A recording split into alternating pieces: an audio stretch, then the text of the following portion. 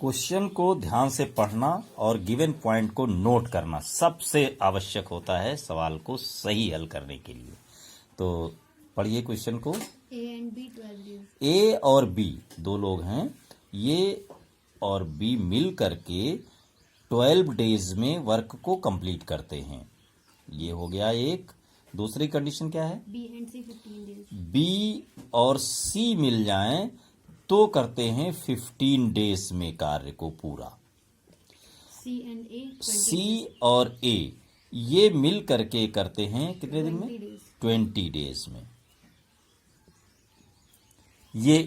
ये जब नोट कर रहे होते हैं तो अगर किसी प्रकार की गलती हुई तो क्वेश्चन गलत होने की संभावना रहती है, इसको ध्यान दें।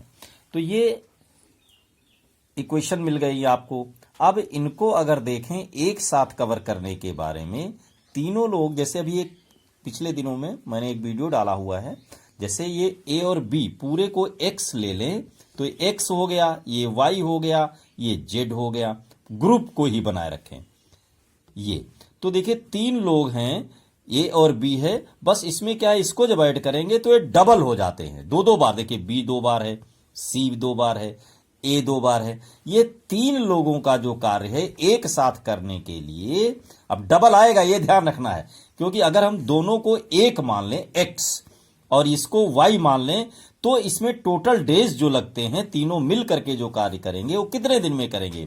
इसके लिए क्या फार्मूला होता था कि इन तीनों नंबरों को डेज को हम ऊपर मल्टीप्लाई कर देते थे। तो लीजिए कर लीजिए 12 इंटू 15 इंटू 20 और अपॉन में इसका और इसका मल्टीप्लाई करके लिखते थे। तो 12 पंचे 60 और 12 एकम 12 6 18 प्लस इसको मल्टीप्लाई करिए 300, फिर इसे और इसे मल्टीप्लाई करिए 240। अब इसे सॉल्व कीजिए, देखिए क्या आने वाला है।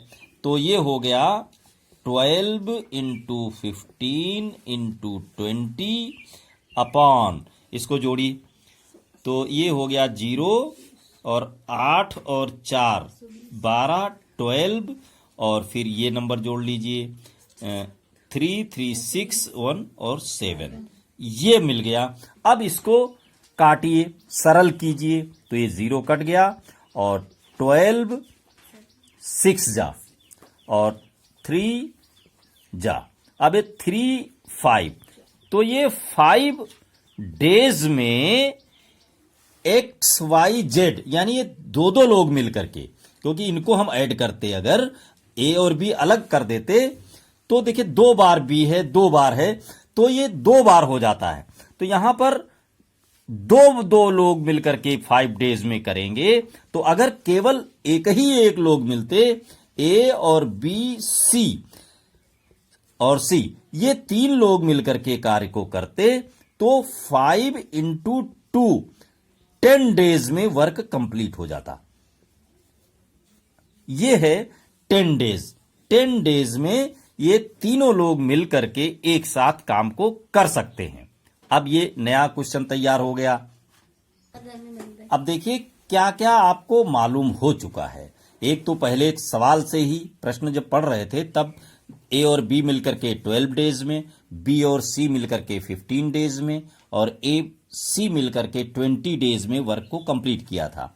अब एक और सॉल्व हुआ है, क्या हम लोग जो हल किए हैं वो तीनों मिलकर के ए प्लस बी प्लस सी ये तीनों लोग एक साथ अगर काम करें तो 10 डेज में कार्य हो रहा है। इतना प्रश्न बन गया आपको, इतना आ गया आपको, इतना कर लिए हैं, इतनी जानकारी आपको मिल गई है। अब क्या करना है, अब हमें अलग अलग ए कितने दिन में अकेला करेगा, बी कितने दिन में करेगा, इस तरीके से सवाल को करना है। तो यहां पर देखिए ए और बी ये अकेला कोई नंबर हो और यहां देखिए तीनों हैं तो इसमें से इसको माइनस करना है। इनके द्वारा किया गया कार्य तीनों के द्वारा में से एक के द्वारा किया गया कार्य अगर माइनस कर दें तो डेज आ जाएगा, कितने दिन में कर पाएंगे। इसके लिए देखिए क्या फार्मूला होता है, जैसे ए और बी जब माइनस करेंगे तो क्या निकलेगा सी। सी का वर्क जो होगा, सी अकेला कितने दिन में करेगा, तो इसके लिए इन दोनों को मल्टीप्लाई करें 10 इंटू 12 और फिर क्या करना है, यहां पर जो डिफरेंस है वो नीचे लिखेंगे, क्योंकि जब 2 का मालूम हो और 1 का निकालना हो, तब 1 का गिवन हो, तब हम माइनस नीचे लिखते हैं। तो 12 माइनस 10 ये आपको मिलेगा 120 अपॉन 2, यानी 60 डेज में, 60 डेज में सी अकेला पूरे कार्य को कर लेगा। ये आपका सी आ गया। अब देखिए जैसे निकालना है बी, बी निकालिए, बी कितने दिन में करेगा, बी जहां पर देखिए एसी को माइनस करना होगा, एसी के डेज को टोटल डेज में से माइनस करना पड़ेगा तब निकलेगा। तो इसके लिए फिर क्या करते हैं, 20 इंटू 10 अपॉन 20 माइनस 10, अब कैलकुलेट करिए तो 200 अपॉन ये बच गया 10, तो ये 10 0 0 कैंसिल हो जाएगा। 20 डेज में ये कंप्लीट वर्क हो जाएगा केवल बी के द्वारा, बी अकेला करेगा तो 20 डेज लगेंगे, सी को 60 डेज लगेंगे। अब देखिए निकालना है ए कितने दिन में करेगा, ए, तो ए देखिए निकालने के लिए हम क्या करें, एबीसी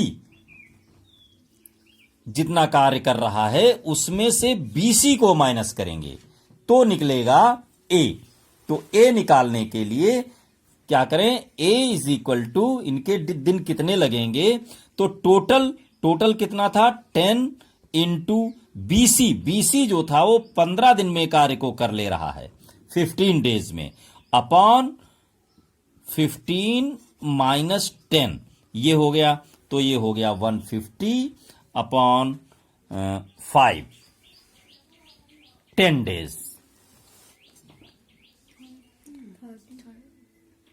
5 3 जा, ये 30 डेज, ये 30 डेज में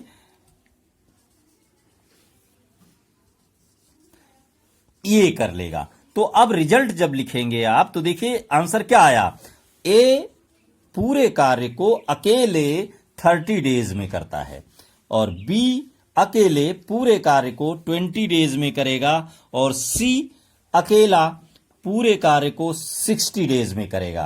अब यही सब बातें ध्यान रखना है कि क्वेश्चन में पूछा क्या गया है, ये सॉल्व करने के बाद आंसर लिख करके ही द इंड न कर दें, अब क्वेश्चन को फिर से पढ़ें।